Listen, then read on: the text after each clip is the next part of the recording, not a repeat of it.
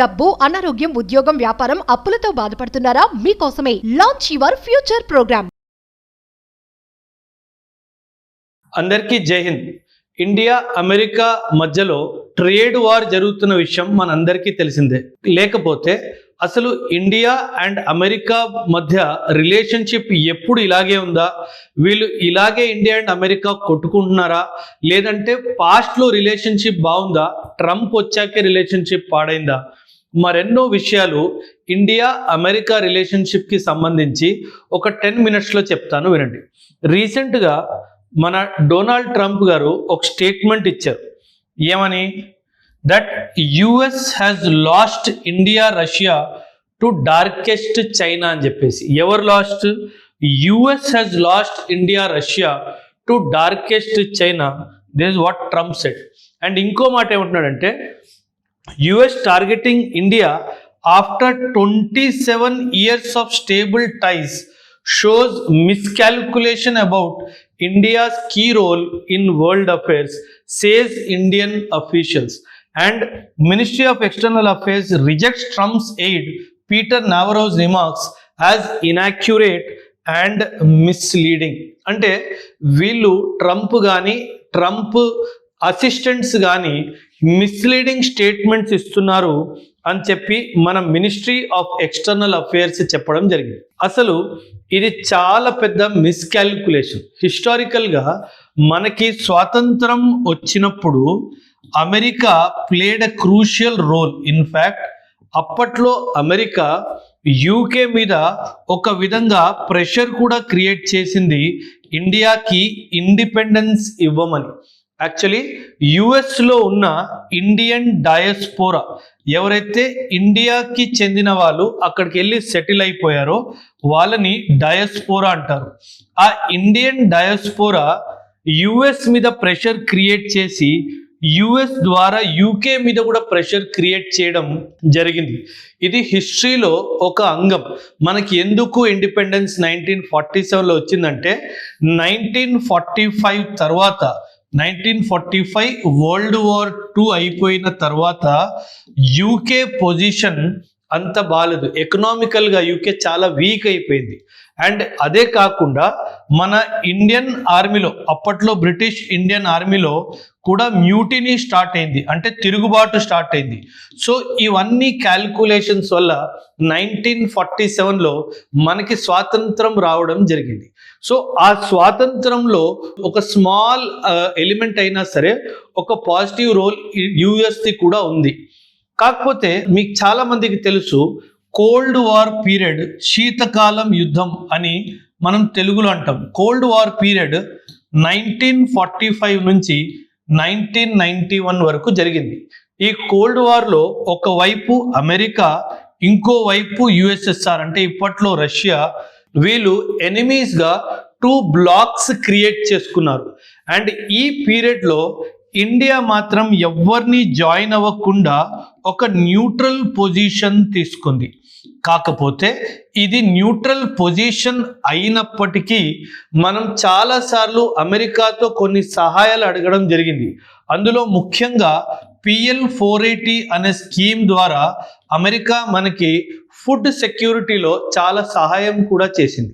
అదే కాదు, 1962 India China war జరిగినప్పుడు కూడా మనం అమెరికాకి మద్దతు అడిగినప్పుడు అమెరికా చైనాకి ఫోన్ మరి చేసి దానికి బెదిరించి మళ్ళీ ఇండియాలో ఏవైతే టెరిటరీస్ ఆక్యుపై చేసిందో దానికి వెనక వెళ్ళమని చెప్పడం కూడా జరిగింది.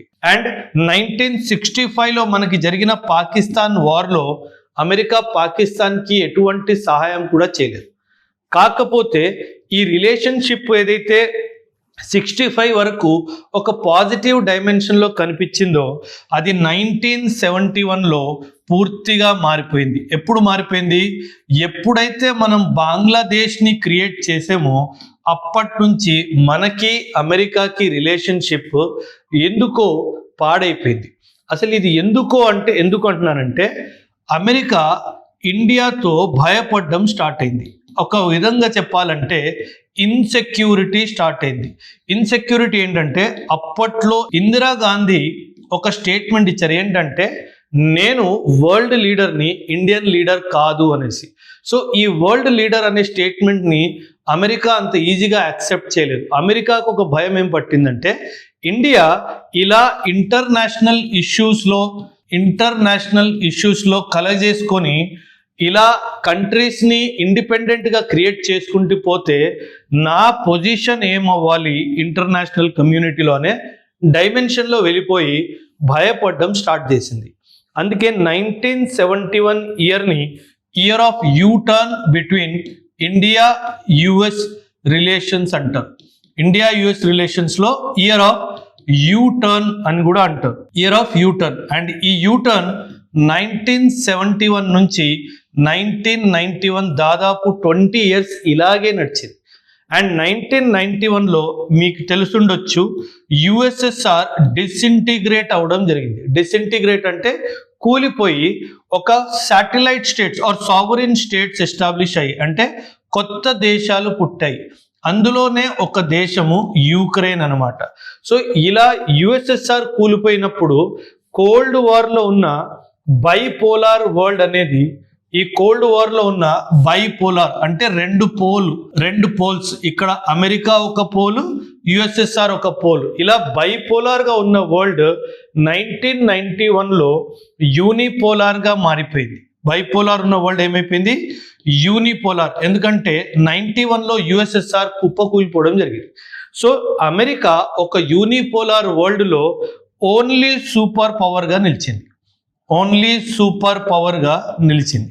సో ఇలా మన రిలేషన్షిప్ కూడా వరల్డ్ అఫేర్స్ని బట్టి డిటర్మైన్ అవుతూనే ఉంది ఇండియాకి యుఎస్కి మధ్య.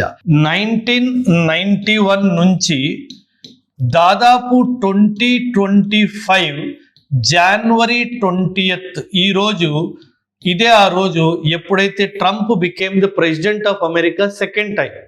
ఈ డేట్ నుంచి ఇప్పటి వరకు రిలేషన్స్ చాలా బాగానే జరిగాయి. ఇన్ఫ్యాక్ట్ ఇదే డ్యూరేషన్లో మనం న్యూక్లియర్ టెస్ట్ చేసాం. 1998లో మనం న్యూక్లియర్ టెస్ట్ చేయడం జరిగింది. అప్పుడు అమెరికా ఇండియాని కూడా శాంక్షన్స్లో పెట్టింది. కాకపోతే 2-3 ఇయర్స్ లోపలే మన రిలేషన్షిప్స్ మంచిగా అయిపోయాయి మళ్ళీ. అండ్ ఇన్ఫ్యాక్ట్ ఇన్ 2008 మనము అమెరికాతో కలిసి 123 అగ్రిమెంట్ అంటే సివిల్ న్యూక్లియర్ డీల్ సైన్ చేయడం కూడా జరిగింది. ఇదే కాదు, ఇన్ఫ్యాక్ట్ 2016 నుంచి 2020 మధ్యలో మనం చాలా డిఫెన్స్కి సంబంధించి అగ్రిమెంట్స్ కూడా అమెరికాతో సైన్ చేయడం జరిగింది. అంటే ఈ పీరియడ్ మనకి అమెరికాకి మనం దగ్గరేం కానీ దూరం అవ్వలేదు. కాకపోతే ఇప్పుడు 2025 నుంచి ఎప్పుడు నుంచి అయితే ట్రంప్ 2.0 జరిగిందో అప్పటి నుంచి ఈ రిలేషన్షిప్ కాస్త పాడవడం మొదలైంది. అసలు ట్రంప్కి ముఖ్యంగా అసలు ప్రాబ్లం ఏంటిదంటే, ట్రంప్ ఒక ఆలోచన ఏంటంటే ఇండియాకి అమెరికా మధ్య ట్రేడ్ అంత బాగా జరగట్లేదు. అంటే ఎంత కెపాసిటీ ఉందో అంత కెపాసిటీలో ట్రేడ్ జరగట్లేదు. కాకపోతే ఇండియా చైనాకి చాలా బాగా ట్రేడ్ జరుగుతుంది, ఇండియా రష్యాకి చాలా బాగా ట్రేడ్ జరుగుతుంది. ఒక విధంగా చూసుకుంటే ఇండియా యూరోపియన్ యూనియన్ కూడా చాలా బాగా ట్రేడ్ జరుగుతుంది. అలాంటప్పుడు నాతో ఎందుకు ట్రేడ్ చేయట్లేదు? కాకపోతే ఇక్కడ ఒక మిస్కాల్కులేషన్ జరిగింది. ఈ మిస్కాల్కులేషన్ ఏంటంటే, ట్రంప్ ఏమనుకున్నాడంటే ఇండియా మీద ప్రెషర్ పెడితే మనతో ట్రేడ్ చేస్తాదేమో అన్న ఉద్దేశంతో ఇండియా మీద ప్రెషర్ పెట్టడం స్టార్ట్ చేశాడు. కాకపోతే ఇండియా కానీ ఇండియన్ అఫీషియల్ జయశంకర్ గారు కానీ మోదీ గారు కానీ చాలా క్లియర్గా అమెరికాకు ఒక విషయం చెప్పారు. నువ్వు ప్రెషర్ టాక్టిక్స్తో నాతో ట్రేడ్ చెయ్యలేవు, నువ్వు కోఆపరేషన్తో చేస్తే మాత్రం నేను ఖచ్చితంగా చేస్తాను. నువ్వు ఎటువంటి ప్రెషర్ టాక్టిక్స్ క్రియేట్ చేసి నాతో ట్రేడ్ చేయాలనుకుంటే మాత్రం నేను చేయను. ఎందుకంటే India is a democratic country and India democratic country అవడంతో పాటు ఇండియా ఏమంటుందంటే నేను ఒక సావరిన్ కంట్రీని. సావరిన్ కంట్రీ అంటే నేను నా దేశం యొక్క నేషనల్ ఇంట్రెస్ట్ని బట్టే నేను నా డిసిజన్స్ తీసుకుంటాను. ఎటువంటి ప్రెషర్ టాక్టిక్స్ బేస్ మీద నేను డిసిషన్ తీసుకోను. నేను నా నేషనల్ ఇంట్రెస్ట్, నా దేశానికి ఏది మంచిదో ఆ బేసిస్ మీదనే నేను డిసిషన్ తీసుకుంటాను. అండ్ అదే బేసిస్ మీద నేను రష్యా నుంచి ఆయిల్ కొనుక్కుంటున్నాను అని ఇండియా చాలా క్లియర్గా చెప్పడం జరిగింది. కాకపోతే ట్రంప్కి అది అర్థం కాదు. ట్రంప్ ఏమనుకున్నాడంటే ఇండియా మీద ప్రెషర్ టాక్టిక్స్ వాడితే ఇండియా భయపడిపోయి అమెరికాతో ట్రేడ్ చేస్తుందేమో అన్న ఉద్దేశంతో ఇది ఇలా మాట్లాడడం జరిగింది. అదేవిధంగా టారిఫ్ వార్ ఇండియా మీద చేయడం కూడా జరిగింది. కాకపోతే అమెరికాలో ఉన్న ఇంకొక పార్టీ డెమోక్రాట్స్ కానీ అమెరికన్ సుప్రీంకోర్టు కూడా ఇదే చెప్పింది. Maybe Trump has miscalculated how to deal with India. మనము ఒకటి నేర్చుకున్నాము.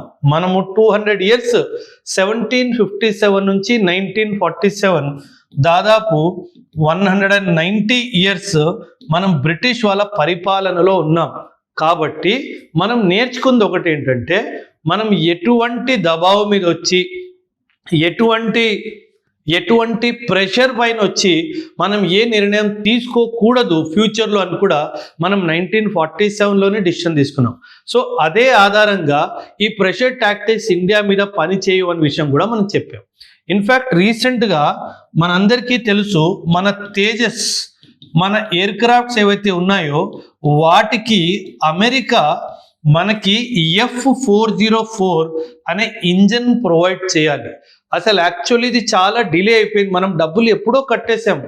ఇన్ఫ్యాక్ట్ రీసెంట్గా మార్చ్లో కూడా దీనిపైన చర్చలు జరిగినప్పుడు మేము జూలై నుంచి ప్రతి నెల మీకు 2 ఇంజన్స్ సప్లై చేస్తాము అని అమెరికా మనకి వాగ్దానం కూడా చేసింది.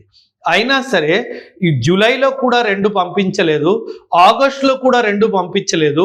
ఇప్పుడు అడుగుతుంటేనేమో మేము HALతో మాట్లాడుతున్నాము, రీషెడ్యూల్ చేస్తాము అని మాట వస్తుంది. ఇక్కడెక్కడో అమెరికా దీన్ని డిలే చేస్తూ మరొకసారి ప్రెషర్ టాక్టిక్స్ క్రియేట్ చేయడానికి ప్రయత్నిస్తుంది అని నాకు అనిపిస్తుంది.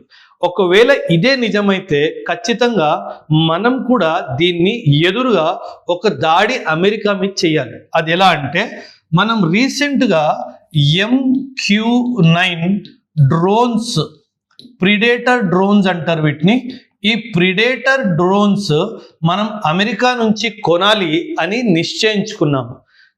ఒకవేళ తేజస్ ఇలాగే డిలే చేస్తే మాత్రం ఖచ్చితంగా ఈ కాంట్రాక్ట్ని మనం క్యాన్సల్ చేయాలి. అప్పుడే అమెరికాకి బుద్ధి వస్తుంది. అండ్ ఇజ్రాయిల్ వరల్డ్లో best of the drones Israel produce చేస్తుంది. సో ఇజ్రాయిల్ దగ్గర నుంచి మనం చాలా మంచి డ్రోన్స్, ఇన్ఫ్యాక్ట్ కామకాజీ డ్రోన్స్ అంటే ఒక అటాక్ డ్రోన్స్ని మనం ఇజ్రాయిల్ నుంచి తెచ్చుకోవచ్చు. సో ఇలా ట్రంప్ అసిస్టెంట్స్ కానీ ఇలా మన దేశం మీద లూజ్ స్టేట్మెంట్స్ ఇవ్వడం ఆపేసి వాళ్ళు కూర్చొని ఆలోచిస్తే మాత్రం ఖచ్చితంగా గత 30 సంవత్సరాలు 91 నుంచి 2025 వరకు అంత మంచి రిలేషన్షిప్ ఉన్న దేశం మధ్యలో ఇలా మిస్కాల్కులేషన్స్ వల్ల దూరాలు రాకూడదు అన్న విషయం ట్రంప్కి అర్థమైపోవాలి. ఇంకో విషయం ఏంటంటే ఒకప్పుడు ఇండియా వరల్డ్ అఫైర్స్లో పార్టిసిపెంట్ మాత్రమే. అంటే ఏంటి, మనం ఏమన్నా మీటింగ్ జరిగితే ఆ మీటింగ్స్ అటెండ్ అయ్యే వాళ్ళం అంతే, పార్టిసిపెంట్స్ మాత్రమే. కానీ ఇప్పుడు ఇండియా పొజిషన్ అట్లా కాదు. గత 10-15 సంవత్సరాల్లో ఇండియా చాలా ఎదిగింది. సో దానివల్ల మన స్టేటస్ వరల్డ్ అఫైర్స్లో మన స్టేటస్ పెరిగింది. అండ్ ఒక పార్టిసిపెంట్ కంట్రీ ఇప్పుడు ఒక ఏమంటారు దీన్ని గేమ్ చేంజర్ కంట్రీలా మారింది. సో ఈ విషయాన్ని అమెరికా యాక్సెప్ట్ చేసుకోవాలి. ఎక్కడో అమెరికాకి అమెరికా ఒక్కటే లైన్ ఆఫ్ పవర్ ఈక్వేషన్లో ఉన్నాయి అన్న విషయం అమెరికా ఒప్పుకోలేకపోవడం వల్లనే ఈ ఇబ్బందులన్నీ వస్తున్నాయి. సో ఇంటర్నేషనల్ వరల్డ్ అఫేర్స్లో ఇండియాని చిన్న చూపు చూడకుండా ఒక సమానమైన అమెరికాతో పాటు సమానమైన దేశంలా చూస్తే మాత్రము ఖచ్చితంగా మరొకసారి India and US strong trade partners అయ్యే అవకాశం ఉంది. అది జరిగేంత వరకు ఇది మాత్రం ట్రేడ్ మాత్రం అమెరికాతో అంత బాగా జరగదు అన్నది నా అభిప్రాయం.